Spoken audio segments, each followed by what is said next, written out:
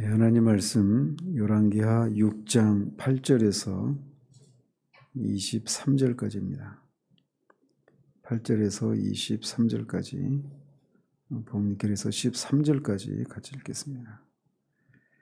그때 아람 왕이 이스라엘과 더불어 싸우며 그의 신복들과 의논하여 이르기를 우리가 아무데 진을 치리라 하였더니 하나님의 사람이 이스라엘 왕에게 보내 이르되 왕은 삼가 아무 곳으로 지나가지 마소서 아람 사람이 그곳으로 나오나이다 하는지라. 이스라엘 왕이 하나님의 사람이 자기에게 말하여 경계한 곳으로 사람을 보내 방비하기가 한두 번이 아닌지라.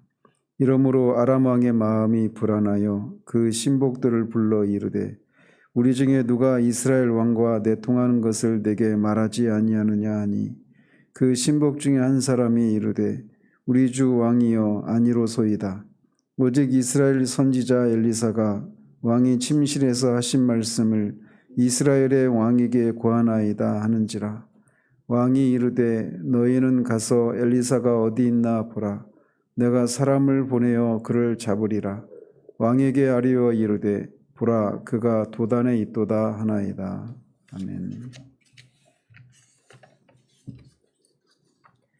어제는 물에 빠진 쇠도끼를 건져낸 이적에 대해서 살펴봤고 오늘 본문은 이제 8절에서 7장 전제까지 북이스라엘과 아람 사이에 있었던 그런 국제적인 그런 분쟁의 과정에서 나타난 엘리사의 이적에 대해서 또 그가 행한 그 활약상에 대해서 살펴보게 됩니다. 오늘은 이제 첫 번째 그 이적 장면인데 근데 우리가 좀 아이러니한 것은 좀 의아한 것은 바로 앞에 5장에서 아람의 군대 장관 나아만이 북이스라엘까지 방문해서 엘리사로부터 나병이 치유를 받는 그런 사건을 우리가 살피지 않았습니까? 그래서 그 사건의 결과는 이스라엘에 선지자가 있다라고 하는 것을 그들이 알게 한 사건이었습니다. 그 핵심은. 그리고 그렇게 치유를 받았으니까 당연히 이제 친선 관계가 우호적인 관계가 형성되었으리라 이렇게 추측할 수 있는데 이 두 나라가 오히려 이렇게 전쟁을 하게 됩니다. 이것에 대해서 이제 학자들은 이 열왕기의 기록이 시간 순으로 기록된 것이 아니다라고 하는 것을 사용해서 이 문제를 해결해 보려고 합니다. 즉 나아만이 치료를 받은 일이 상당히 지난 어느 시점에 벌어진 일을 여기서 지금 기록하고 있다 이렇게 말하고 또는 나아만의 그 치유 사건이 있기 전에 일어난 일을 이렇게 기록한 것이다 이렇게 해서 이 문제를 좀 해결해 보려고 하는데 문제는 이스라엘 그 유대의 역사가인 요세푸스는 이 사건이 엘리사가 활동하던 그런 상황이어서 그때 당시 아합의 아들인 여호람 왕 때 그리고 아람은 베나닷 2세 그 나아만이 군대 장관일 때 그때의 이 아람 왕 이 두 왕 사이에 있었던 전쟁이다 이렇게 기록을 하고 있습니다. 이것은 이제 이렇게도 볼 수가 있는 거죠. 그러니까 나아만이 군대 장관이긴 하지만 나라 간의 그 전쟁과 이런 것들은 전적으로 왕의 주권에 해당되는 것 아니겠습니까? 그래서 나아만은 그런 나병이 치료받는 그런 일이 있었지만 이스라엘에 대한 아람 왕의 그런 적개심이나 이런 것들은 그대로 있기 때문에 그런 상태에서 두 나라 사이에 전쟁이 벌어졌다 이렇게 추측할 수가 있습니다.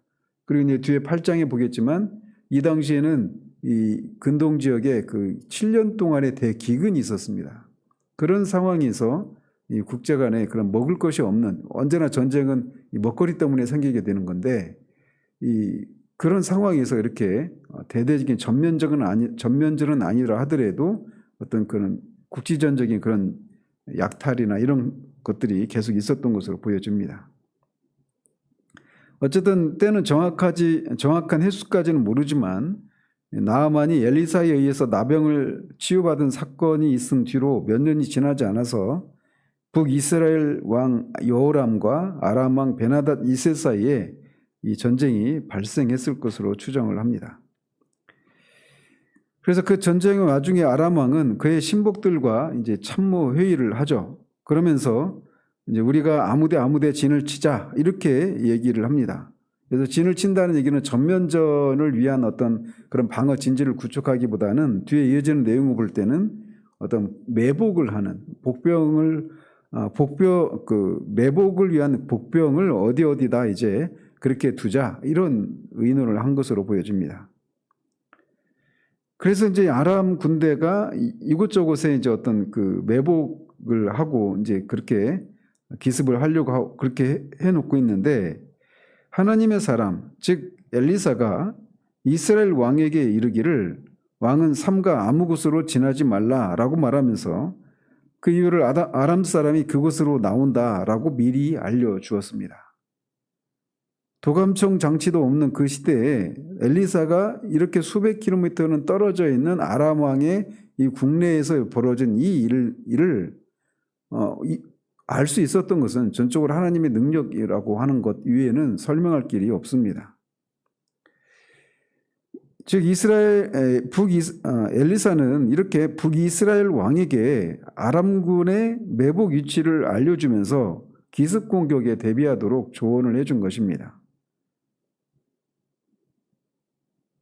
그리고 그런 조언에 따라서 그렇게 매번 그 매복을 했던 이런 기습 공격을 하려고 했던 이런 작전이 실패로 돌아가고 만 것입니다. 그렇게 아람군을 방배하기가 한두 번이 아니었다라고 말을 하고 있어요. 이런 일이 계속 반복되자 아람 왕의 입장에서는 정말 자신의 작전 계획이 수포로 돌아가자 마음이 불안할 수밖에 없었습니다.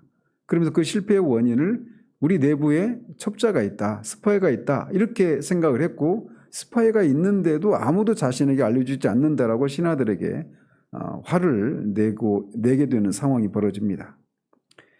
그러자 그의 신복 중에 하나가 말하기를 우리 내부에 첩자가 있어서 이렇게 된 것이 아니라 이 이스라엘의 선지자 엘리사가 있는데 그가 아람 왕의 침실에서 하는 말조차도 이스라엘 왕에게 다 샅샅이 고한다라고 말하면서 이런 일의 배후에 엘리사 선지자가 있다라고 하는 것을 말해줍니다.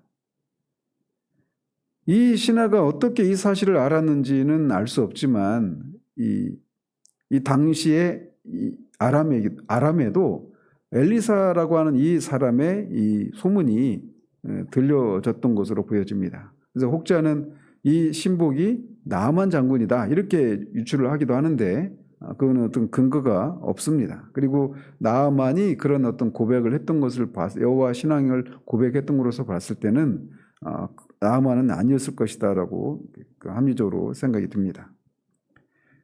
어쨌든 엘리사의 이런 명성이 그의 놀라운 능력으로 인해서 이방인들에게까지도 전해졌을 것으로 추측이 됩니다.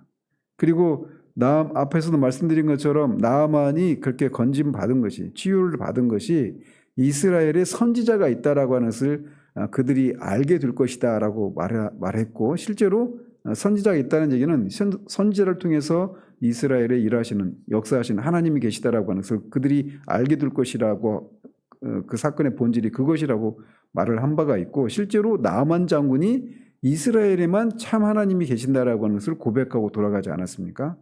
그래서 이런 것들이 이제 일련의 이런 소식들이 아람에게도 알려져서 이런 얘기를 했던 것으로 보여집니다. 그러자 아람 왕은 사람을 보내서 자신이 엘리사를 잡을 것이다 라고 말하면서 그가 어디 있는지 먼저 알아보라고 얘기를 하자 사람들이 가서 엘리사가 도단에 있다라고 하는 것을 알고 그렇게 보고를 합니다. 이 도단은 요셉이 그 형들에게 애굽으로 팔려갔을 때 그 장소죠. 그리고 이 도단은 사마리아에서 약 한 거의 20km 가까이 떨어져 있는 그런 성읍이라고 합니다. 엘리사가 도단에 있다라고 하는 이런 보고를 받은 아람 왕은 말과 병과 많은 군대를 보내서 밤에 몰래 이제 보내서 도단 성읍을 에워쌉니다. 아람 왕은 밤에 이제 그렇게 기습으로 내려가서 이 도단 성읍을 에워싸면 엘리사가 모를 것이다라고 생각을 했던 것이죠. 그러자 이제 아침에 일찍 하나님의 사람 엘리사의 사환이, 아마 이 사환은 게하시는 아닐 것으로 보여져요. 어쨌든 이 아침 일찍 나가서 아람 군대가 성읍을 둘러싸고 있는 것을 보고 기겁을 하고 내 주여 우리가 어찌하리까라고 엘리사에게 외칩니다. 그도 그럴 것이 사환이 볼 때는 이제 완전히 아람 군대가 둘러싸고 있는 상황이기 때문에 포로가 되거나 죽거나 뭐 그런 것을 예상했기 때문에 이렇게 절박하게 외쳤던 것이죠. 어쨌든 믿음의 눈이 있느냐 없느냐는 이런 상황을 불러일으키는 겁니다. 믿음이 없는 사람은 항상 눈에 보이고 감각되는 것을 따라서 삽니다. 그리고 이게 모든 사람들의 본성이죠. 눈에 보이지 않는 것을 어떻게 보고 살 수 있겠습니까? 이 육적인 그런 눈을 가지고는 영적인 것을 볼 수가 없죠. 그래서 이 사환은 보이는 현실을 보고 그냥 이렇게 낭망하고 두려움에 사로잡힐 수밖에 없는 것이죠. 그러나 그런 상황 속에서 엘리사는 전혀 다른 그런 모습을 보여줍니다. 그러면서 사환에게 두려워하지 말라라고 말하면서 그 이유를 자신들과 함께한 자가 아람의 군대들보다 훨씬 더 많다라고 말을 하는 것입니다. 엘리사는 이미 영적인 눈으로 아람 군대보다 많은 하늘의 군대가 자기를 보호하고 있다라고 하는 것을 보고 있었기 때문에 이런 얘기를 했던 겁니다. 이처럼 영안이 열린 자들은 언제나 그 백성들을 지키고 계시는 하나님의 손길을 볼 수가 있습니다.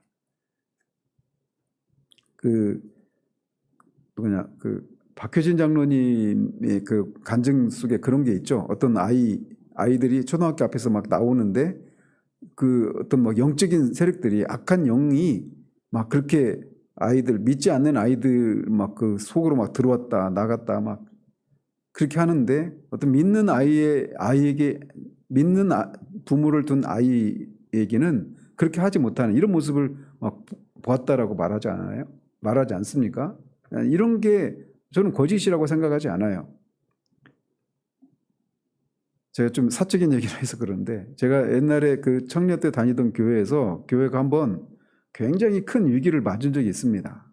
그 목사님이 이제 다른 교회 더 큰 교회로 이제 청빙을 받아서 가기로 그 이제 청빙 받으러 가기로 한 그 교회에서 당회에서 다 결정이 났어요. 근데 몇몇 사람을 이제 데리고 이제 그 교회로 가기로 했는데 그게 이제 그 교회에 이제 소문이 난 겁니다. 거기에도 이제 아는 사람들이 있으니까. 그래서 교회가 완전히 깨질 판이 되었어요. 굉장히 큰 위기였죠. 제가 볼 때는 그 교회가 맞이한 가장 큰 최초의 위기가 이제 그런 것이었는데, 그래서 이제 그때 급하게 이제 강단을 위한 그런 기도회가 토요일마다 있어서 그렇게 기도를 하는데, 정말 이제 큰 위기를 맞았기 때문에 절박한 마음으로 막 기도를 했었습니다. 근데 저는 기도하고 나면서 이 장면을 제가 성경 속에서 기억을 한 건 아닌데, 눈에 보인 건 아닌데, 어쨌든 하나님이 교회를 집어삼키려고 하는 사탄의 무리들이 막 그렇게 있는데 그 뒤에 하나님이 계시다라고 하는 것을 딱 직감적으로 알게 되었습니다. 그러면서 그냥 상황이 결국은 그것이 오히려 전화위복의 기회가 되어서 그 교회가 오히려 그 일을 통해서 이제 어떤 성장하게 되는, 물론 이제 그게 또 다른 어떤 영적인 또 의미가 있겠지만 아무튼 그런 일이 있었습니다. 어쨌든 엘리사에게 그런 얘기를 하고, 사환이 엘리사에게 그런 얘기를 하고 하나님께 기도하기를 사환의 눈을 열어서 자신이 보는 것을 그도 볼 수 있도록 해달라고 기도를 합니다. 그러자 여호와께서 그 청년의 눈을 여시자 그도 눈을 보았는데 불말과 불병거가 산에 가득해서 엘리사를 둘러싸고 있는 것을 보게 됩니다. 불말과 불병거는 하나님의 보호의 능력을 상징하는 하나님의 임재를 나타내는 것이죠.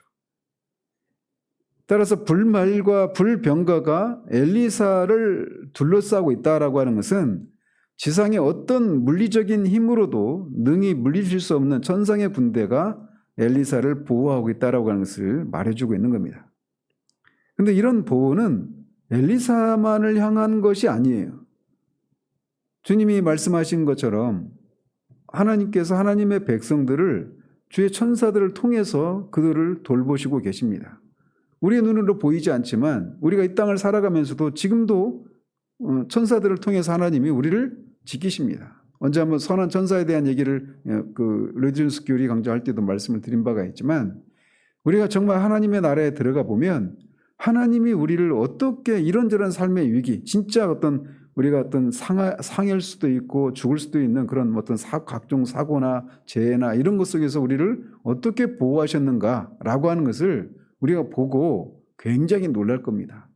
교통사고가 날 뻔한 그런 상황이랄지, 물에 빠져 죽을 만한 그런 상황이랄지, 그 상황 가운데서 하나님이 어떻게 우리를 지키셨는지 보고 아마 정말 깜짝 놀랄 겁니다. 지금도 그런 보호하심이 우리에게 임하고 있습니다.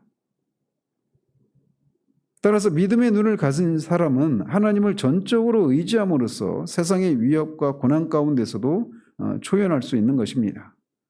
즉 믿음의 눈을 가진 사람은 하나님의 전능하심을 힘입어서 절망스러운 그런 상황 가운데서도 그렇게 엘리사처럼 이렇게 두려워하지 않고 평안을 누릴 수 있다라는 것이죠. 자, 이렇게 엘리사를 둘러싼 아람 사람들이 이제 엘리사를 잡기 위해서 내려오자 이번에는 엘리사가 여호와께 저 무리들의 눈을 어둡게 해달라고 기도를 하자 그 사람들의 눈이 어둡게 되었습니다. 근데 여기서 이제 눈이 어둡게 되었다라고 하는 것이 그들이 이제 맹인이 되었다. 그래서 앞을 전혀 볼 수 없는 그런 상태가 되었다. 이걸 의미하는 게 아닙니다. 이렇게 말할 수 있는 것은 뒤에 20절에 보는 것처럼 그들이 사마리아까지 엘리사의 인도를 받고 사마리아까지 걸어갑니다. 이 도단에서 사마리아까지는 20km 정도 된다고 하지 않았습니까? 근데 그 길을 눈이 안 보이는 상태로 그렇게 막 간 게 아니란 말이에요. 볼 것 다 봅니다. 근데 마땅히 봐야 될 것을 못 보는 그런 상태가 된 거예요. 실제로 이런 일들이 지금도 여전히 일어납니다. 어떤 그 탈북자의 이 간증을 들은 바가 있는데 이 사람이 이제 어떤 이제 중국 사람의 그 집에 들어가서 이제 숨어 지내는데 갑자기 공안이 들이닥친 겁니다. 근데 갑자기 들이닥치니까 그 집에서 어디에 숨겠습니까? 옷장이고 뭐고 다 뒤질 것 아니겠어요? 근데 막 숨는다고 숨은 것이 침대 바로 옆에, 벽 옆에 그 좁은 공간이 있는데 거기에 숨었습니다. 근데 그게 침대 밑으로 들어간 것도 아니고 그 침대와 벽 사이에 있는 그 공간. 그러니까 위에서 보면 다 보이죠. 그런데 공안이 그 방에 들이닥쳤는데 자기하고 사촌인가 둘이 있는데 바로 1m 앞입니다. 그러니까 이 사람은 다 공안이 보여. 얼굴이 뻔히 보입니다. 1m 앞이니까. 근데 공안이 그걸 못 보는 겁니다. 그리고 실미도 사건 아시죠? 그 실미도 사건 그때도 살아남은 이 사람이 있는데 이 사람이 나중에 목사님이 되셨어요. 근데 이분도 그런 얘기를 합니다. 군인 이제 완전히 실패로 끝나고 군인들이 이제 자기는 이제 총상인가 뭔가 이렇게 부상을 입고 이렇게 숨어 있는데 군인들이 자기 앞에서 계속 왔다 갔다 하고 막 그러는데 자기를 못 보더랍니다.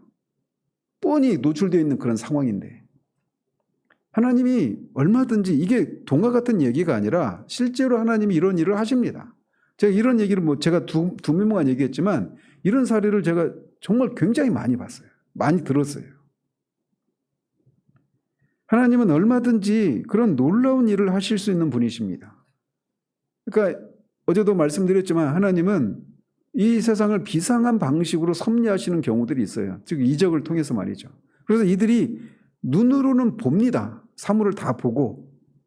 그런데도 마땅히 봐야 될 것을 못 보는 거예요. 그래서 이 상황을 한번 보십시오. 엘리사를 잡으러 왔단 말이에요. 그리고 엘리사가 도단에 있다라고 해서 미리 알려졌다는 것으로 볼 때 이 사람들은 엘리사 인상착의를 다 알고 있습니다. 그런데 지금 어떤 상황이냐면 그렇게 눈이 어두워지자 엘리사가 이 아람 사람들에게 당신들이 잡으려고 하는 사람에게 인도할 테니 나를 따라오라 하면서 엘리사가 이 무리들 앞에서 이들을 이끌고 가고 있는 겁니다. 바로 자기 앞에 엘리사가 있는데 엘리사를 못 알아보고 가고 있는 거예요. 이게 초자연적 방식으로 하나님이 역사하신 결과인 것이죠. 그래서 그들이 그렇게 아람 군대가 20km 정도 떨어져 있는 사마리아까지 가게 되는 것입니다. 저는 이런 장면들을 보면 하나님이 얼마나 유머러스하신 분인가라고 하는 것을 보게 됩니다. 자기 바로 앞에 엘리사가 있는데 눈을 보면서도 엘리사를 엘리사로 알아보지 못하는 거예요. 어쨌든 이 아람의 군대가 사마리아 이제까지 이렇게 들어가게 되는데 그 사마리아에 들어가게 될 때 엘리사가 이번에 또 여호와께 기도합니다. 그리고는 그들의 눈을 열어보게 해달라고 그렇게 합니다. 그래서 여호와께서 그들의 눈을 열으시자 그들은 자신들이 사마리아 한가운데 와 있는 것을 알게 됩니다. 그러니까 이 아람 군대의 입장에서 한번 생각해 보십시오. 얼마나 깜짝 놀랄 일입니까? 그러니까 사마리아의 그들의 입장에서 보면 적진인데 적진 한복판에 자신들이 와 있는 것을 본 거예요. 그래서 이 원문에 보면 보라라고 하는 말로 시작을 합니다. 이 상황이 너무나 놀라운 상황이니까 말이죠. 그래서 이 아람 군대 입장에서 보면 완전히 막 기겁을 하고 손과 발이 막 완전히 맥이 풀리는 그런 상황일 거란 말이죠. 그래서 완전히 이 전의를 상실할 수밖에 없는 큰 충격으로 다가왔을 것이기에 이 보라라고 하는 말로 시작을 하는 겁니다. 그것을 통해서 이 엘리사 선지자와 그리고 엘리사가 섬기는 하나님에 대한 그런 놀라운 인식을 그들이 가질 수밖에 없었을 것입니다. 근데 놀라기는 아마 이스라엘 왕도 매 한 가지였을 거예요. 이스라엘 왕도 그들을 보고 아마 굉장히 놀랐겠죠.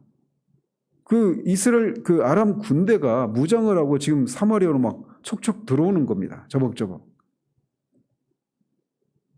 근데 어떤 전투를 하려고 들어오는 것도 아니고 그냥 엘리사의 영솔하에 그들이 그냥 그렇게 들어오는 겁니다. 마치 그냥 정말 이 상황이 굉장히 유머러스한 상황이고 하기도 하고 정말 너무나 놀라운 그런 상황이죠.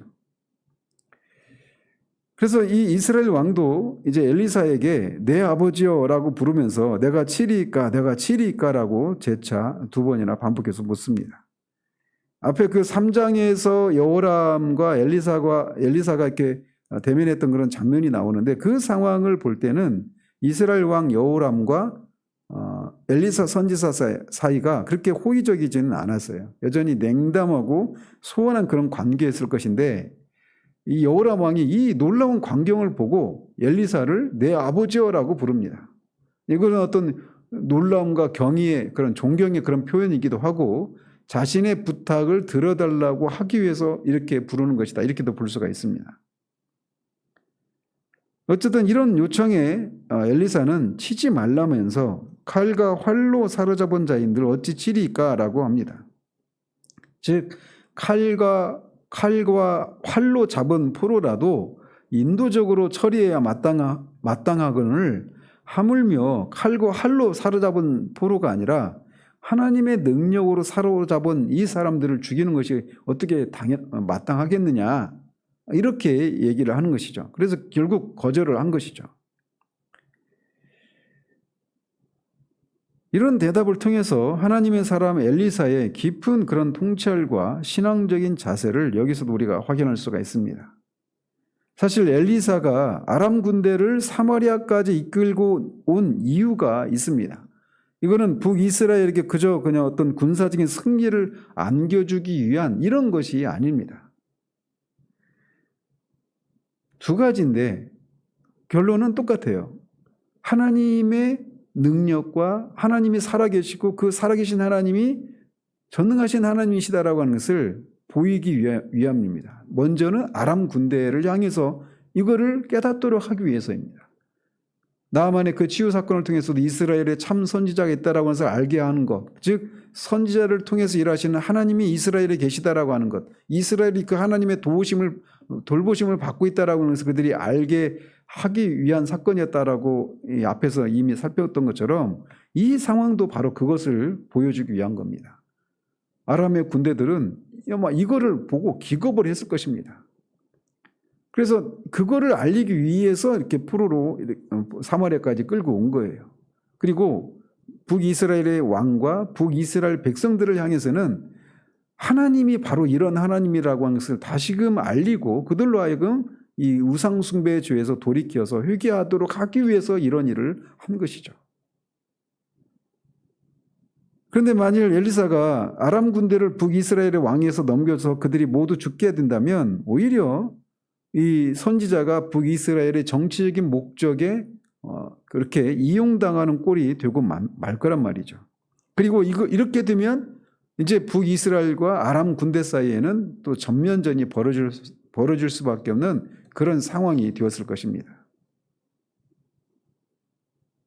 따라서 엘리사는 북이스라엘 왕에게 이들을 관대하게 대하라고 권면하면서 사건을 원만하게 매듭짓고 이 사건에 연루된 모든 사람들에게, 즉 아람 사람들과 또 이스라엘 모든 사람들에게 하나님의 권능과 또 동시에 하나님의 자비를 깨닫도록 하는 그런 조치를 취합니다.